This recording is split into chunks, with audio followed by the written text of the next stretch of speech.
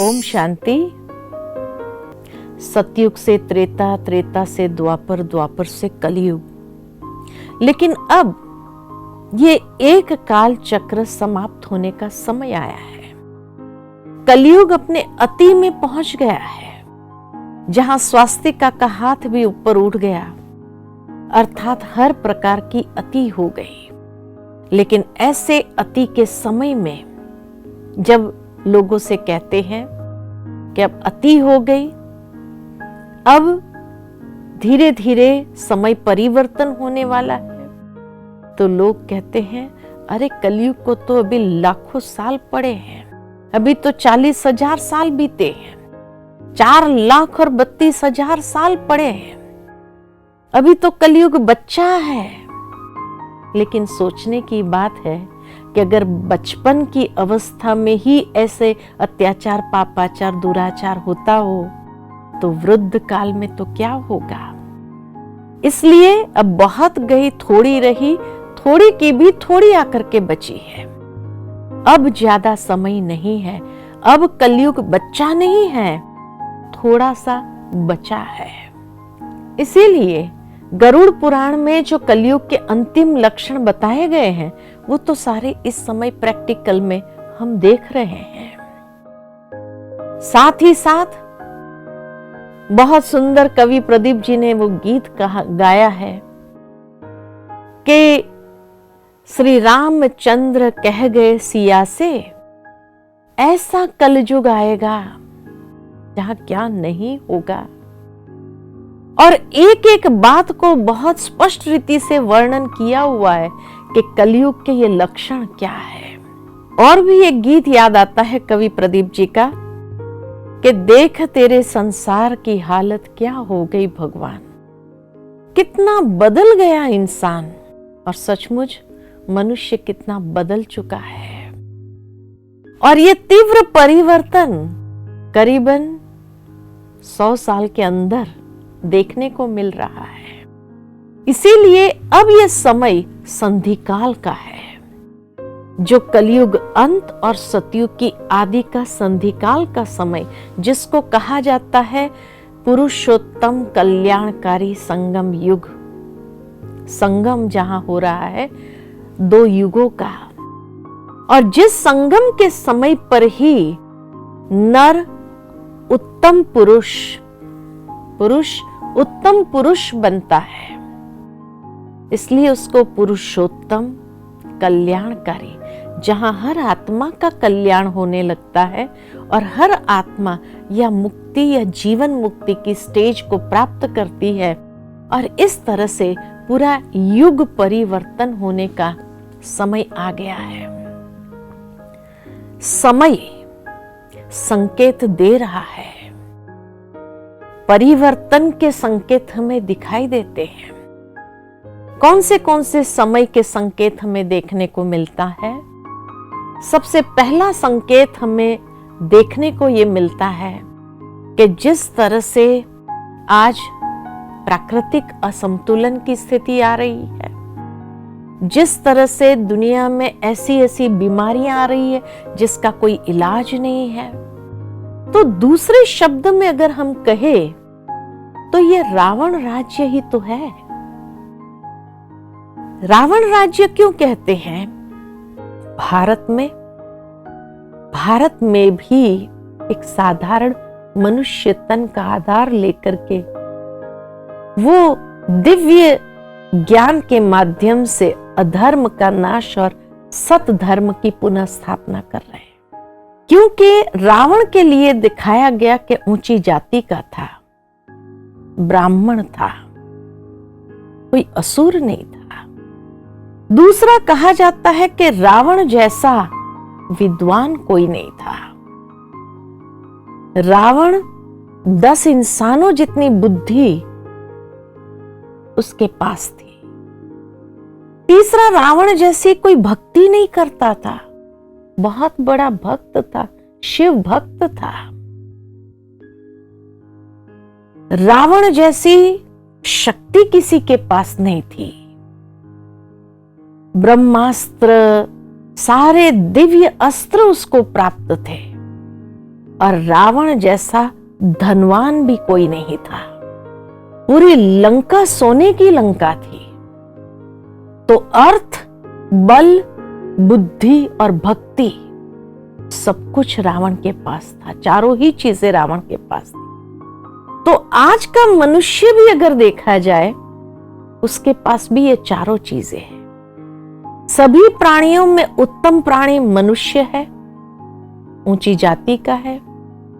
मनुष्य जैसा विद्वान कोई नहीं, बुद्धि है उसके पास। तभी तो आज विज्ञान इतनी चरम सीमा पर पहुंच गया कि रावण की तरह आकाश में उड़ रहा है, समुद्र के नीचे तल से जा रहा है, चाहे सबमरीन द्वारा या हवाई जहाजों के द्वारा। रावण जैसा शक्तिशाली था, ऐसे मनुष्य भी शक्तिशाली है। मनुष्य के पास भी मिसाइल पावर है, और वो मिसाइलों के नाम तो दिव्य अस्त्रों के नाम है। ब्रह्मास्त्र, वायु अस्त्र, अग्नि अस्त्र, पृथ्वी अस्त्र, यही सारे नाम है। और मनुष्य के पास भी अथाह धन संपत्ति है। आज विश्व के अंदर अगर देखा जाए तो धन की कमी नहीं मनुष्य के पास। रात्रि के समय में बड़े शहरों का नजारा अगर देखा जाए तो सोने की लंका जैसा ही चमकदार है। इतना पॉम्प एंड शो, ग्लैमर है दुनिया के अंदर। तो आज के मनुष्य के पास भी चारों ही चीज है, अर्थ, बल, बुद्धि और भक्ति। लेकिन फिर भी मनुष्य किस ओर आगे बढ़ रहा है? अपने ही सर्वनाश की ओर। जिस तरह रावण का भी सर्वनाश हुआ था। रावण का सर्वनाश का कारण क्या था? दो बातें उसके सर्वनाश का कारण बने, जो उसके जीवन की सबसे बड़ी कमजोरी थी। और वो दो बातें कौन सी?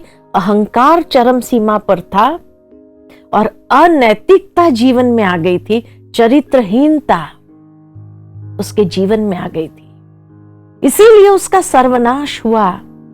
तो आज के मनुष्य का भी किस ओर आगे कदम बढ़ रहा है? सर्वनाश की ओर। क्यों?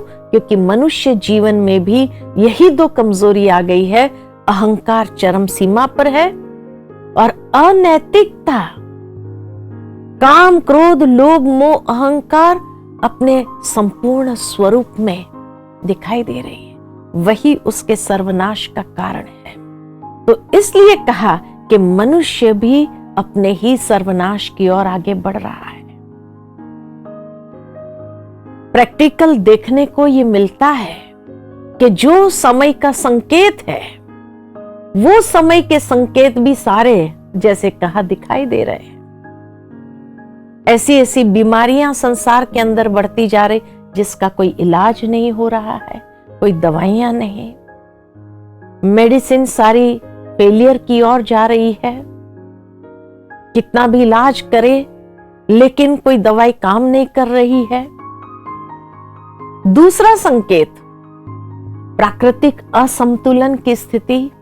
आज जिस तरह से ग्लोबल वार्मिंग हो रहा है, प्रकृति असंतुलन, कहां देखो तो खूब बाढ़ आ रही है, सुनामी उत्पन्न हो रही है, कहां देखो तो अतिवृष्टि हो रही है, कहां देखो तो जल ही नहीं, ड्राउट्स आ रहे हैं। तो प्राकृतिक असंतुलन की स्थिति, और इसीलिए आज की दुनिया के वैज्ञानिक लोग भी चिंतित हो रहे हैं, क्योंकि जिस तरह ग्लोबल वार्मिंग बढ़ता जा रहा है और इतना असंतुलन प्रकृति के अंदर आ रहा है, इस असंतुलन की स्थिति को देख करके आने वाले सालों में शायद ये प्रकृति के पांचों तत्व से जो संसाधन प्राप्त हो रहे हैं, वो मिलना बंद हो जाएंगे। तीसरा संकेत यही है कि जितने भी मिसाइल्स बनाए हैं, किसी ने रखने के लिए तो बनाए नहीं है।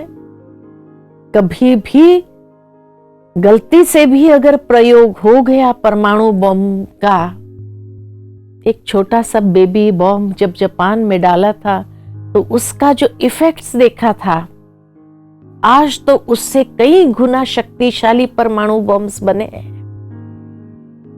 क्या समझते हैं उसका प्रयोग नहीं होगा? और इस तरह से जब उसका प्रयोग होगा तो ये संसार बचने की स्थिति में नहीं है। इसलिए कहा कि अब कलयुग बच्चा नहीं है, अब थोड़ा सा बचा है, और उसको 4,32,000 साल पूरा होने के लिए नहीं चाहिए। जिस तरह ये समय के संकेत है उससे स्पष्ट नजर आता है कि अब समय बहुत तीव्र परिवर्तन की ओर आगे बढ़ रहा है। ये समय हमसे क्या चाह रहा है? ये तो हम सभी जानते हैं कि दिन प्रतिदिन परिस्थितियां और बिगड़ती जाएंगी, उसमें सुधार आने का कोई मार्जिन नहीं। तो ये समय भी हमें संकेत दे रहा है कि अब हमें भी अपने अंदर एक दिव्य परिवर्तन लाने की जरूरत है, क्योंकि जब सतयुग की ओर ये समय आगे बढ़ रहा है तो वो आत्माएं इस समय से गुजर पाएंगी और उस संसार की नींव बन जाएंगी जिन्होंने अपने जीवन का शुद्धिकरण किया हो। इसलिए यह समय की पुकार है, शुद्धिकरण, आत्मशुद्धिकरण। परमात्मा ने जो वायदा दिया है गीता में, यदा यदा ही धर्मस्य, जब जब धर्म की अति ग्लानि होती है तब तब मैं इस संसार में अवतरित होता हूं और अधर्म का नाश और सत धर्म की पुनः स्थापना करता हूं। जो कार्य परमात्मा इस वक्त एक साधारण मनुष्य तन का आधार लेकर के कर रहे हैं, परमात्मा का दिव्य अवतरण और उस सत धर्म की स्थापना करने के लिए भगवान को भी कुछ मददगार आत्माओं की जरूरत है। इसीलिए कहा जाता कि परिवर्तन के समय पर जब संसार एक महान परिवर्तन से गुजरता है तो हमें किस ओर जाना है? विनाश की ओर या सृजन की ओर? ये हमारा अपना चुनाव होगा कि हमें किस तरफ जाना है, अधर्म के तरफ या धर्म के तरफ। महाभारत में तो दिखाया है अधर्म के तरफ अधिक लोग थे, धर्म के तरफ मुट्ठी भर थे। महान आत्माएं गुरु द्रोणाचार्य, भीष्म पितामह जैसे भी, कर्ण जैसे भी महादानी भी अधर्म के तरफ आगे बढ़े, कौरवों का साइड लिया। और इसीलिए परमात्मा हमें ये कहते हैं कि अब आपको चुनाव करना है कि आपको किस ओर जाना है। पांडव के तरफ, पांडव यानी जिसकी ईश्वर के साथ प्रीत बुद्धि है, थोड़े होंगे, गिनती के होंगे, लेकिन वही आत्माएं नए संसार के सृजन के लिए ईश्वर के साथ निमित्त बनती है और उस दुनिया में जाने के लिए ईश्वर के वो आशीर्वाद को प्राप्त करती है। तो ये समय की पुकार क्या है? आत्मशुद्धिकरण, आत्म परिवर्तन, ये समय की पुकार है। आत्मशुद्धिकरण जब कहते हैं तो वो शुद्धिकरण भीतर से, अर्थात जो आत्मा अपने अनादि स्वरूप पवित्र स्वरूप में थी, उस पवित्र स्वरूप में वापस हमें आना है और उस पवित्रता की धारणा करते हुए उस दुनिया की स्थापना के निमित्त बनना है। अखबार तो हम सभी रोज पढ़ते हैं, एक खबर हम रोज पढ़ते हैं और वो खबर है कि कामेशु क्रोधेशु मनुष्य के कृत्य। आपका विवेक क्या कहता है? दिन प्रतिदिन ये कृत्य बढ़ेंगे या कम होंगे? बढ़ने वाले हैं।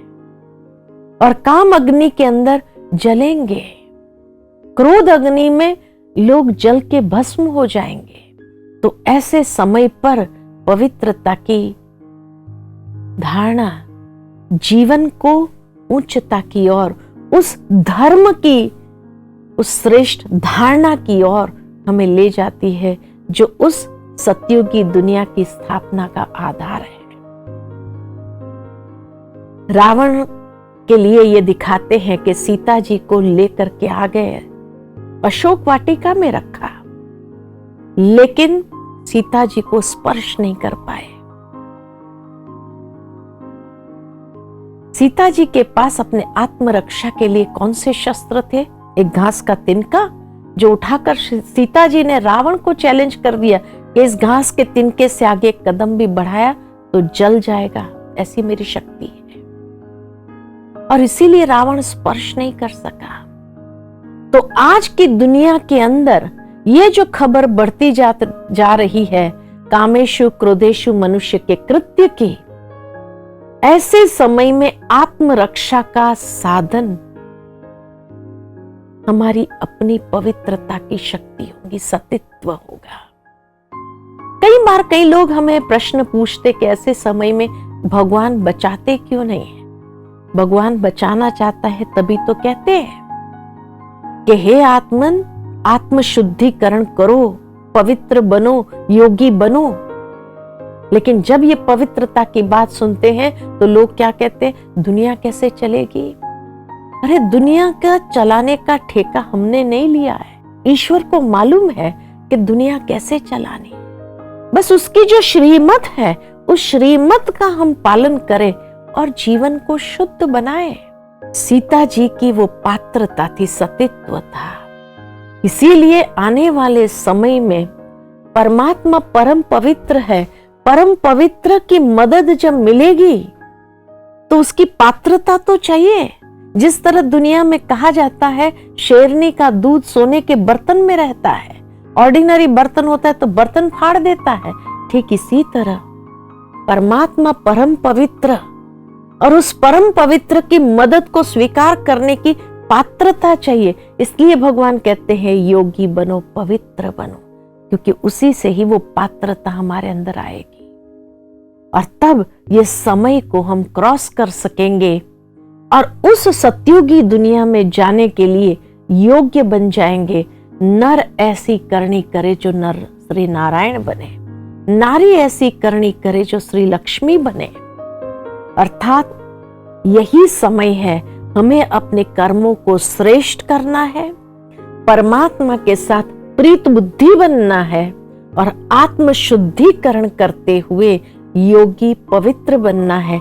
तो उस दुनिया में चलने के लिए योग्य हो जाएंगे, पात्र बन जाएंगे और तब उस दुनिया के अंदर बहुत सुंदर संसार में हम निवास कर सकेंगे। इस परिवर्तन के समय में जब समय तीव्र गति से परिवर्तन हो रहा है तो समय की पुकार है योगी बनो, पवित्र बनो, आत्मशुद्धिकरण करो। तो इसीलिए आइए इस आत्मशुद्धिकरण करते हुए हम अपने जीवन को उस सतयुगी दुनिया के लिए योग्य बनाएं। तो इस तरह से ये काल चक्र घूमते हुए अब संपूर्ण समाप्त होने की कगार पर है। ये था समय का महत्व और संसार की स्थिति को देखते हुए। ओम शांति।